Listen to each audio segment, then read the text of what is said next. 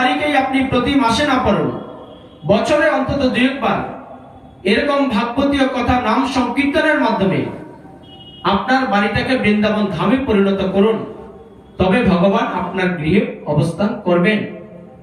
তাই ভগবান শ্রীকৃষ্ণ এই গীতার বিষাদ যুগে খুব সুন্দর করে শৃঙ্গার করেছেন। সত্য ত্রেতা দাপরে এইভাবে ধর্ম প্রচার হতো না, কারণ সত্য ত্রেতা দাপরে 4টে জাতি প্রথা ছিল, ব্রাহ্মণ, ক্ষত্রিয়, বৈশ্য, শূদ্র। 4টে জাতির 4টে কর্ম ছিল। ব্রাহ্মণরা শুধু পূজা অর্চনা করবে, ধ্যান করবে, তপস্যা করবে, ভগবানকে আরাধনা করবে, যাতে জগতের সবাই আমরা ভালো থাকতে পারি। আর ক্ষত্রিয়রা কি করত? তারা দেশ পরিচালনা করত। এই যে যুধিষ্ঠির, পাণ্ডব বলছেন এরা ক্ষত্রিয় মহারাজা ছিল। ক্ষত্রিয় না হলে আপনি রাজা হতে পারতেন না।